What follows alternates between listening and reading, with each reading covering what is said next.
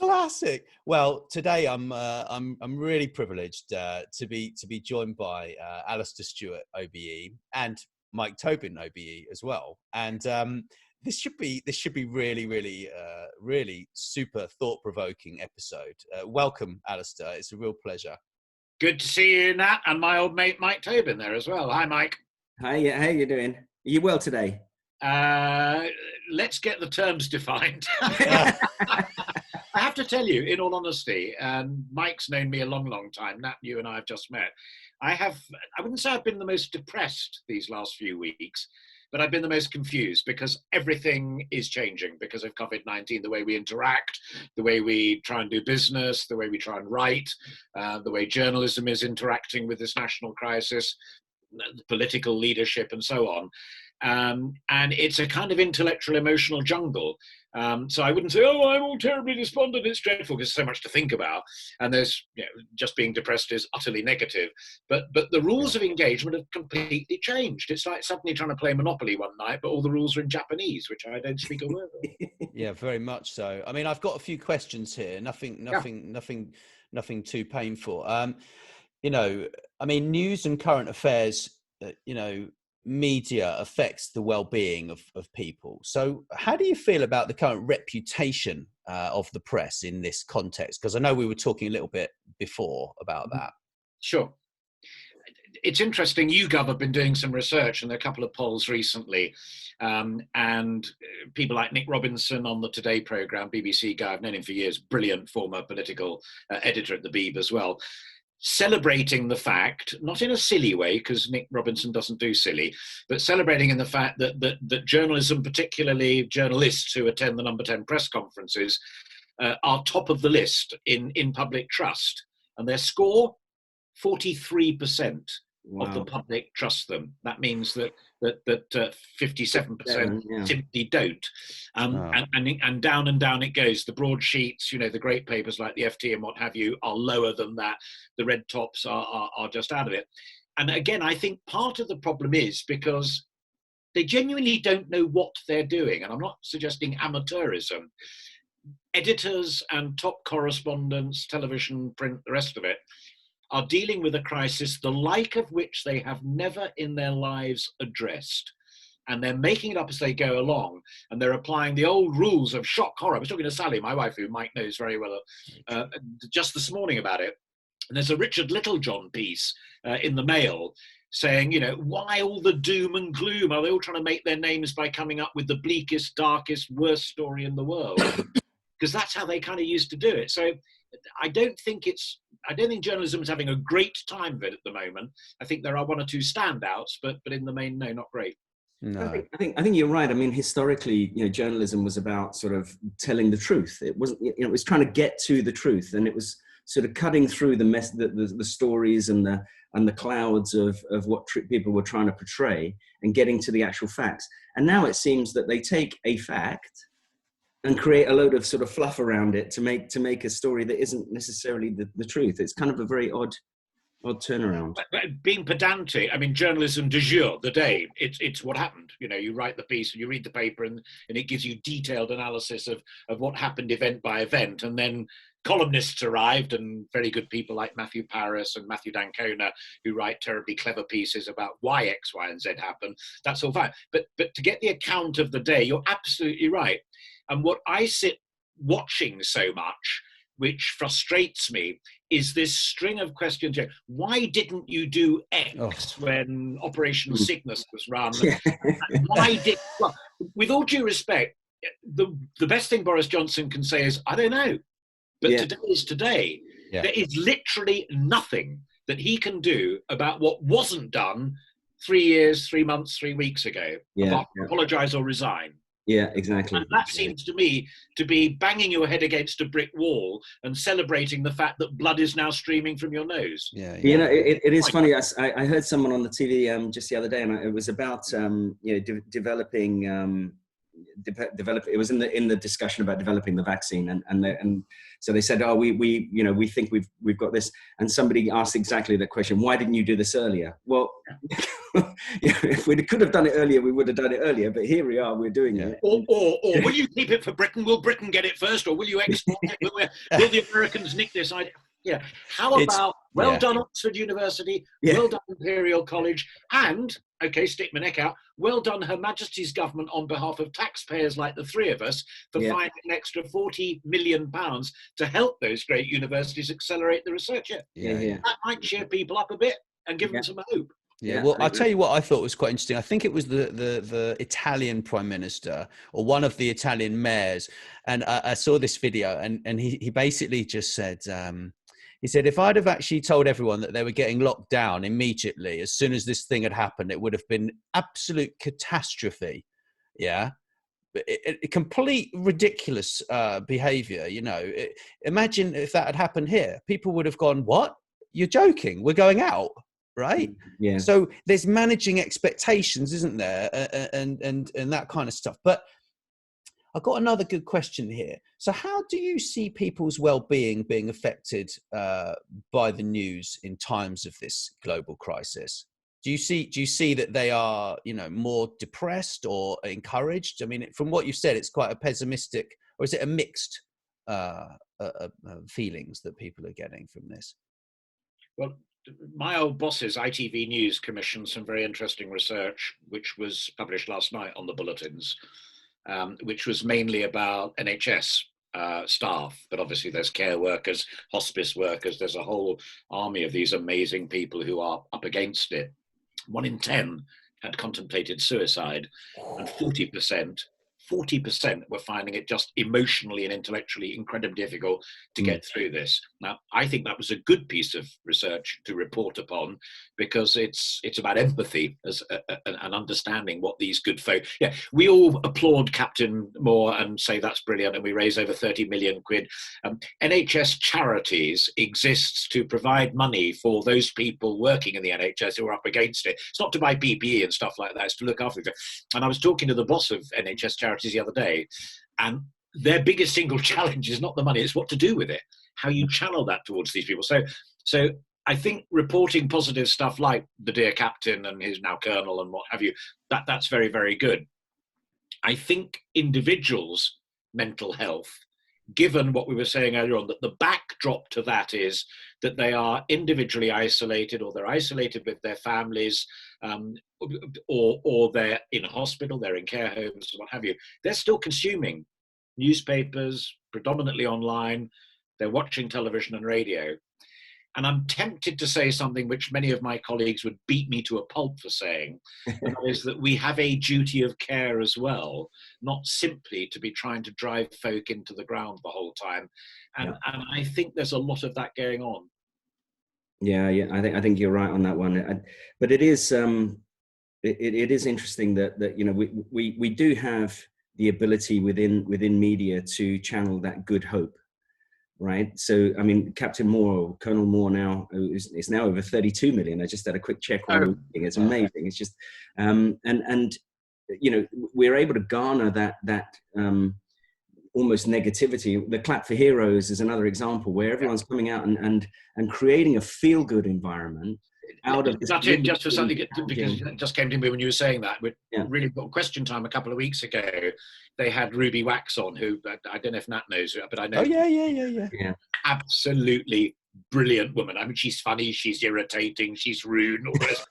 But as a campaigner on mental health, because she's had her own issues, bless her heart, is absolutely up there with the very, very best. And she was on Question Time, and all that she wanted to say was, one thing that might come out of this whole crisis is that we carry on being nice to each other, and that will help us get through the aftermath, the hangover of crisis.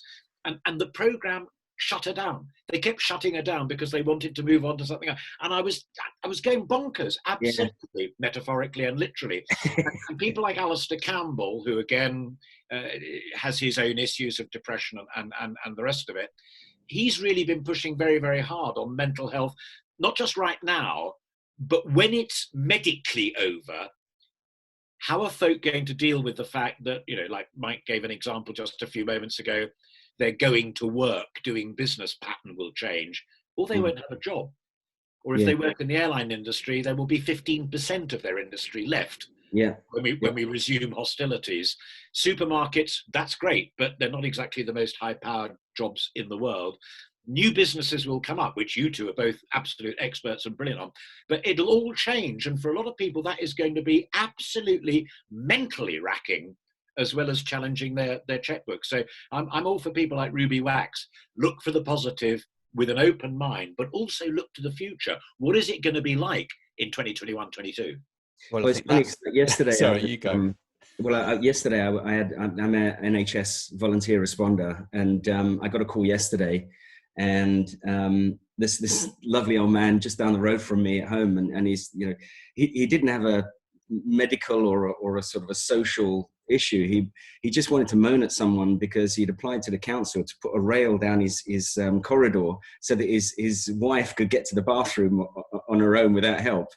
And it's been months before, you know, they still haven't put this rail in, you know, and it's called NHS. I'm kind of like, and I said, well, you know, I don't know what I can do about your rail, but I found myself then engaging with him, just talking and saying, how are you anyway? Because he started the call with such kind of, you know, you could feel this pent up sort of, and it turns out both of them were registered disabled, and you know, obviously finding everything, you know, very overwhelming mentally, as well as kind of, and it was just this one thing, and obviously it wasn't a little thing, but it was something that had existed for 4 months. But the point was that he needed to vent.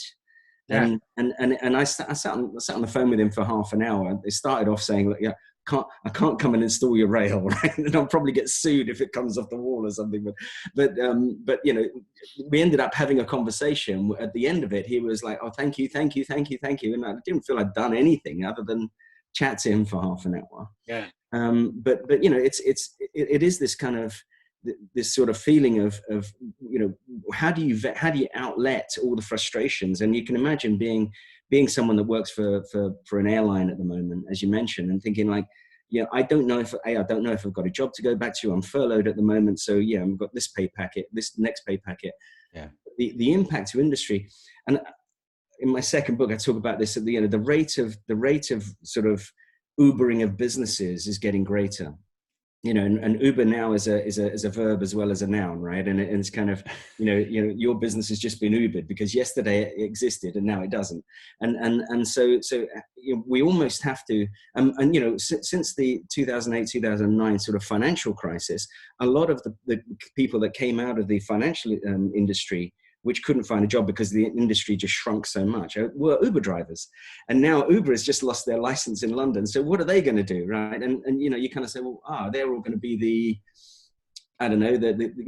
Deliveroo drivers for tomorrow, or whatever it is, because now Deliveroo's going crazy because no one can go out to restaurants. Yeah. But also, you get, when you think the financial crisis, one of the 2007-8 coming out of that, one of the things was because, you know, at the heart of it was dodgy mortgages repackaged up as a financial product and all the rest of it. Everybody knows about that. Yeah. But then at the front line, people like our daughter, who's in her mid-30s, so she was applying for her first reasonably large mortgage post those events, and the questions were tougher, and she had a lot more to prove, and the income to loan ratio was policed in the way it was. Like, I mean, I'm in my 60s, so it was a bit more like it used to be in the old days, and that's quite a good thing. So now we're hit by the COVID-19 crisis, and at least it means that those who are trying to service a mortgage, who've recently taken it out in the last 10 years or so, are servicing something that, bottom line is, they probably can afford to cope with. They're not servicing a bonkers mortgage that they can't afford anyway and should never have been sold. And secondly, you know, they've got a bit more comfort from negative equity. So out of these big crises, sometimes a little bit of good can come, but it is exactly what we've been talking about for the last 10, 15 minutes. We're all being Ubered in one way or another. Yeah. And your phone call to the guy with the rail is another good example of it. You know, what is it? 250,000, 500,000 of you people phoned up. Alex, our son, is one of them as well. David Cameron used to talk about, you know, the big society and you and I might first met through the voluntary sector, through charities, and you and I both keep doing it, but hey, wouldn't it be great if that was one of the armies that was formed post these events, and more Absolutely, focused on I guys think, who can't get rails? absolutely. I think it's just amazing that well, there are, so there's an app called Nextdoor. I don't know if you've noticed that one, and it's sectioned into little communities. So you can go onto Nextdoor and you put in your postcode, and it connects you with all the people in your area, just as a kind of like a blog, right? Mm-hmm. And on there, people are saying, you know, I need a plumber now. Can anyone help? And then someone said, well, I'm a plumber. I live around the corner. What can I do for you? And it's rebuilding. It's technology, but it's rebuilding communities in the real sense. You right? could, instead of calling it check a trade, you could call it check a chum. Yes, you could. Actually, that's a very good point. I expect that to emerge from the Mike Tobin stable. Check a chum. That's it. He's just come up. Next business idea is right there for anyone listening. Alastair Stewart has just nailed it. When you're ready. so Rate your neighbour 5 stars.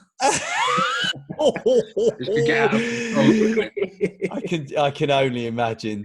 So within the news and current affairs channels, how do you think we can? How can we rely on these to give us facts versus opinion? Oh, fascinating question. And I've always thought, I began my journalistic career as an industrial correspondent in the late 70s with Southern TV, in the days of Vosper Thornycroft, and there used to be miners in Kent and Snowdon Colliery and places like that. So then in the old days, and then Thatcher came in the 80s, and I was an industrial correspondent then with ITV News, ITN as it was. And I think I make an important distinction. I think the standout people in our coverage of COVID-19 have been people like Hugh Pym and Emily Morgan, BBC and ITV, respectively. I mean, not just because I'm ticking boxes, but I just happen to think they are both very, very good. Tom Clark and David Chupman, who are the science correspondents for ITV and BBC, when they put their hand up at the press conference, I really say, shut up, everybody. I really want to listen to this guy or gal. And I think that they are very, very good. I think the political correspondents, no names, no pack drill, but everybody knows who I'm talking about, have not had a great campaign for that reason I mentioned right at the beginning, unless you've snipped it out. And that is, it isn't a general election campaign, as a Labour, I think it may have been Keir himself actually said yesterday. You know, this isn't, we've got better arguments because we want to win the election and be elected and form the next government, blah, blah, blah. You know, we're in this trying to help sort it out.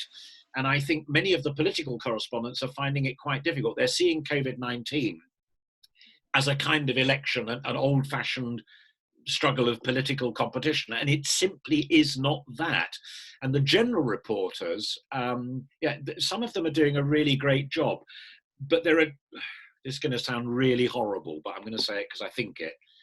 There are just so many times that you can go into a community and film people whose hearts are on their sleeves and hearts are broken and keep pumping it up. We know. We're living it ourselves, whether we're lucky enough to have some disposable income or are on universal credit. We know that. And I'm not sure that if you're sitting at home and are one of those suffering like that, you necessarily want to see yet another 2.5 minutes of how dreadful it is in Darlington or Derby or Devonport. Yeah, no, I agree with that. And I find actually TV, quite depressing at the moment, where it could be uplifting. And so I like when they talk about Captain Moore, but even that's wearing as well, right? Because it's but also, as you said earlier, and I think Nat did as well. I mean, there is an incredibly delicate balance to be sought, and that is, we do not want to be playing Goebbels barrier games where it's lies, spins, and tractor production and Wellington boot production is still at its very highest in eastern Siberia. As you said, Mike, right at the beginning, journalism is it's about the facts. So let's drill down, let's get the facts, let's offer them to people. And my old adage about all journalism has always been impartial, balanced fact, and then let the viewer, consumer, listener, reader, him or her, make their own minds up. We just probe and probe and probe for those facts and then let them make up their own minds about it, but not banging on the whole time about heart on sleeves and we're all heading to the knacker's yard. It's very difficult. Very difficult. I remember I was born at 76. So when you started your journalism career, I was born. Yeah. So I've heard you my whole life. That makes you feel really old, though, I tell you. Right. I've heard you speak, though, my whole life. Right. Mike, people think it's a nice thing to say. Why? Well, I thought it was a nice thing. I wasn't saying you were old, by the way. Anyhow.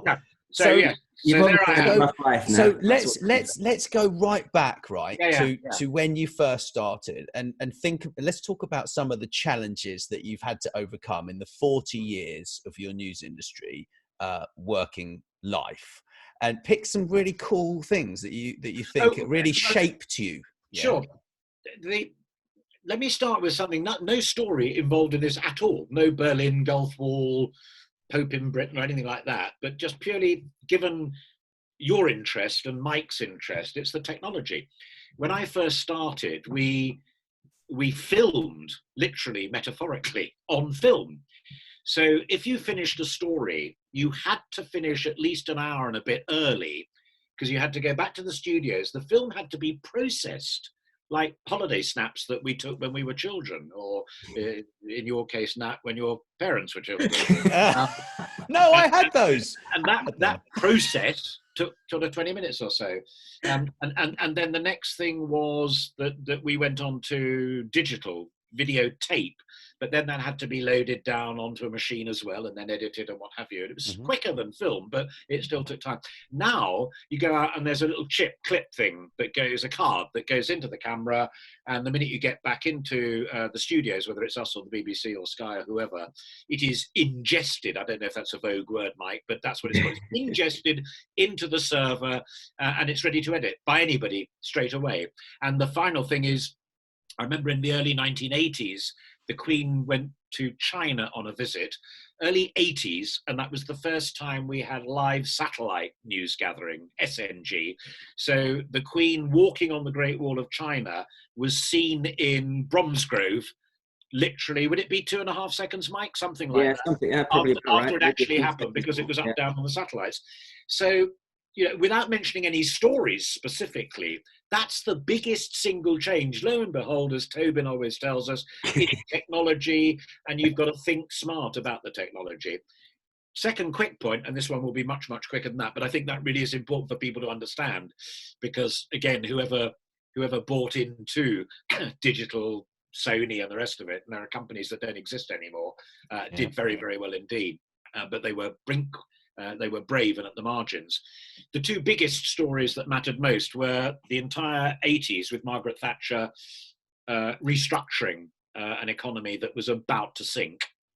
And the second one, funnily enough, it ended in the 80s, 1989, the fall of the Berlin Wall, which was Europe rethinking how it did business, and with it the rest of the world. So there have been some tasty ones as well, yeah. And that was all about fact, and both of them required incredible discipline not to become partisan, because both of them were so edgy. But I loved every minute of it.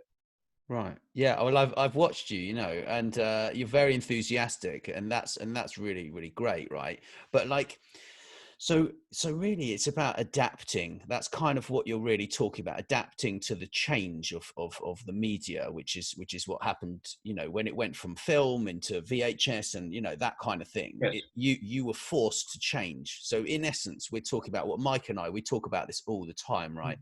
Adapting, and this show is hopefully to encourage people to kind of just not panic. Yeah, but you touch on something there which relates back to the other general stuff that we were talking about, and it is literally a point of philosophy. When you were waiting for that film in the 1970s to process and be ready to edit, you had an extra 40 minutes of think time. What do I want to share with the viewers? How am I going to explain why X did Y without saying, yeah, but nudge, nudge, that's because she's bonkers or he's wonderful, whatever. By the time we got to the Gulf War, end of the 80s, beginning of the 90s, and it was live satellite broadcasting, when the SH-1T hit the fan, you were live. You had to give your instant knee-jerk reaction. Right. When I stood on the Berlin Wall, I was live. I had to give my instant knee-jerk reaction. All the floppy disks were whirring with fact and history and Hungary and Czechoslovakia. But how did I call it? That was my philosophy, my morality, my judgment, and my balance. Technology contrives to make everything so much quicker, and that is brilliant, but it factors out think time as well. And I'm sure that's true in business. Oh, yeah, very true. I mean, it is. And I think that's super interesting, because the emphasis then goes back onto the journalist, right? Absolutely. Absolutely right. The integrity and the quality and the experience of the journalist that has to play through, because you're live. So you can't, if you're going to report on something and you're standing there as it's happening. But I wonder, so at the moment, you see that when there's a sort of a Downing Street thing, right? But they still have something there's not many times where you have that situation where the wall is coming down around you and you've got to make a call on it. Because even today, when they're standing outside of Downing Street and they're waiting for a prime minister's questions, they can still prepare, because it's kind of live, but it isn't live, if you know what I mean. It's sort of, they're there live, but they're actually talking about what could happen, what might happen, what he might say. Yeah. I've been pre-prepped with the questions and all that sort of stuff. So, and the pre-prepping is from their editors and from Downing Street. Yeah, and some of those. The Prime Minister today will be talking about X, Y, and Z, PPE, testing targets, whatever it might be. So you'd have that in your mind. But one of the criticisms that makes me laugh, slightly cynically sometimes, but again, it's another huge rule of thumb I learned from the greats like Alastair Burnett and Brian Walden and what have you, is however clever the question is that you come up with, it's frightfully important to listen to the answer. And the number of people you see, they come up with their very clever gotcha question, and the minister says X, Y, or Z, and they're straight off onto the next one. And 9 times out of 10, Paxman was a master of it. The answer to question 1 negates 3, 4, 5, 6, and 7. You go straight to 8, or you come up with something that you hadn't thought of. Right. But to get that, you've got to listen. And there was one celebrated participant in the number 10 press conference yesterday who was utterly crucified on social media because that person, I won't even say gender because it will give a clue, and anyone who wants to look it up will find it straight away anyway. But the Prime Minister had given a very clear answer on the timetable of exit strategy, and the question was, okay, fine, first question, when are we going to exit? and Boris Johnson, you could kind of see his face go, It's actually trending. It's trending on Twitter. If anybody. Oh, is it? Okay, fine. But, he wasn't going to say the 1st of June or the 7th of May or whatever. What he said was there are 5 tests to be met, and when they are met, then we will be lifting it all. And next week I'll publish more detail of that. And the funny thing is, so you then probe the 5 tests. Are they the right tests? I would like to know who is going to be policing those tests. Is it ministers? Is it senior civil servants? Is it outside experts? Do people remember Michael Gove on experts? Do we trust experts or not? We've got the scientists at Imperial College, but what about behaviourologists? What about economists and this, that, and the other? But not so. Okay, I've heard everything you say, but when are we going to leave it? Well, I can't believe that. I was doing the washing up though, and I actually remember him distinctly saying, once these 5 things are taken care of, then we're going to exit and we're going to give you a plan next week. The funny thing is that journalist has the benefit almost every single day of asking the first question, because they go to them as the kind of host of the daily update. And they get the benefit of asking the most pertinent question every day, right? And you've got a follow-up opportunity before anyone else gets a chance. So your follow-up call is as important because it gives you that unique, opportunity to probe into the most important thing before any other journalist has a chance to speak. The other funny thing is the questions about, don't you wish that you'd done X, Y, and Z back in January, or even earlier than that? I've always wondered what the journalists would do if the Prime Minister said, I really wish I had. Next question. Yeah, Yeah. what's the headline? Prime Minister admits he wished he'd done so-and-so 3 months ago. Where does that take anybody? No. As opposed to Prime Minister invests £40 million in Oxford University's chase for a new vaccine. Isn't that something for life as well, though, right? Because isn't there something about no regrets? Isn't there something about kind of, you know, when you if you're always looking back and saying, I wish I'd have done that then, or I wish I'd have, is that kind of wasted energy? Is that? I think you learn from your lessons, but certainly you can't rewrite it. You can't rewrite history. There's that lovely Chinese leader. I can't remember the name, but the one who said, he was asked about the French Revolution in the early 20th century, said far too soon to tell. I mean, sometimes things do take a little bit of time, but the other thing in life generally, and I'm sure it's true in business, is the point of, okay, so what is it you want me to do to try and change it? So I accept that that's a problem, and I accept that our widgets aren't as good as somebody else's widgets, or our delivery times aren't as good as somebody else, and that I wish I'd ordered more PPE back in January, or I'd done this, that, and the other. Okay, but what do you want me to do now? How can I make it better going forward? Because I sure as hell, I nearly said the wrong word, I cannot rewrite it. I can't undo, however big a mistake it was. And if it's a really big mistake, the best I can do is look straight into camera and say, I'm really sorry, I screwed up.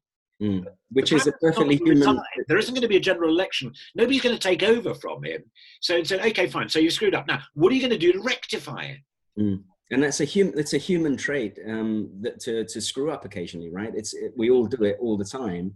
And the differentiation of, between kind of a positive person or a successful person is how many times you screw up and then do something about it afterwards. It's not. But it's also the addiction to apology.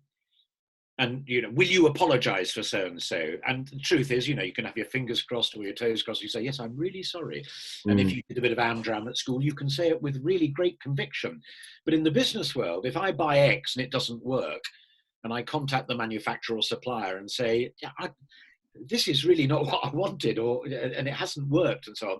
The last thing I want is, I'm really sorry. I want one that works, or I want my money back so I can go and consume somewhere else. But same rules apply in politics. But in life, right? Like it's tough, but you get through it, and then one day you might wake up and say, well, actually, I learned these new skills from the time that I was furloughed. I decided to put some effort in, and I learned how to edit video, or learn how to write, or learn how to do something. Like, you've got the perfect opportunity now to pivot your career into something which you might really want to do.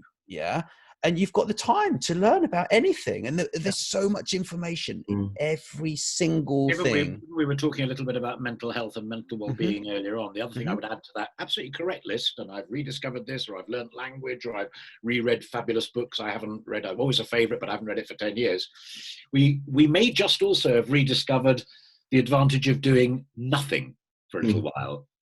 Or, we are lucky enough to have a garden, and I can see you down there in Sussex have got a lovely backdrop, and I know where Mike is, and there is a garden, but there's also lovely walks by the river and the rest of it. Just do that for 20 minutes and don't think about anything. Just chill. So, it's one down from yoga, but goodness me, that's not a bad thing to consider doing as well. Yeah, I saw an article. I saw an article on LinkedIn that spoke about, so not dissimilar to what you just mentioned, that where it kind of said anyone that doesn't come out of this environment with a new skill or is wasting their time. And then someone responded saying, well, that in itself is applying a pressure to people that may be an unnecessary pressure. If you feel you're obliged to do something with your time, you're obliged not to waste your time. I wonder how much of a pressure that applies to people. And to your point, Alastair, it's kind of, it's okay sometimes to do. I think everything in life is a balance, right? So you can't do nothing all the time and expect to sort of meander through life on somebody else's ticket. But at the same time, it's okay, I think, to take space and just reflect on things. Yes, I agree with that completely. Yeah. Yeah, most definitely. And also some people will be paralyzed from doing anything because they're so stressed out of their minds. You know, they're down to the last can of baked beans, last loaf of bread, or not even that, and they don't know what to do. And it's like, those are the people that I really, you know, feel for. Yeah. You I know, I think think it's a very stark reminder. You know, you can, in times of growth and wealth creation and distribution and the rest of it, you can really indulge yourself in good old-fashioned class battle journalism and the capitalist class doing this and the poor downtrodden slaves of labor, this, that, and the other. But everybody's kind of bouncing along, or the vast majority are. Right now, there are genuinely people out there who are suffering through absolutely no fault of their own at all. And it's got very little to do with political philosophy, and it's got very little to do with economic ideology. They just haven't got a job. They haven't got him. And a big shout out for Rishi Sunak and what the government are trying to do in support schemes. Yeah. But there are an awful lot of people out there who've got sweet FA. Yeah. Yeah. And it's happened so fast, I think. That's the thing, is the speed of it, the speed of how this is attacking people. There's no time to get used to any change in the situation. It's just from one day you've got a job to the next day you've got nothing and no future, that is really, really tough. And I think stress, when I did my South Pole trek, right? I mean, when you're under stress, you don't think properly as well. Your mind, you've got so many things that are attacking your body. Almost goes into kind of self-preservation mode first on a physical level. You've got kind of extremely, minus 50 degrees. You've got no feeling in all these things, and suddenly you try to think, okay, what do I do about my issues? And your brain just won't work. Your brain just does not function at the same level. It functions on a kind of, let's just go into a ball and keep warm type thing. Yeah. And I think when people are under stress, it is it's a spiral, because you need thought processes. You need to be logical and all those good things to get out of it. But actually you're in a process that stops you doing that. Yes. I think the other thing, interesting part of that jigsaw puzzle, is self-confidence and self-belief. Yeah.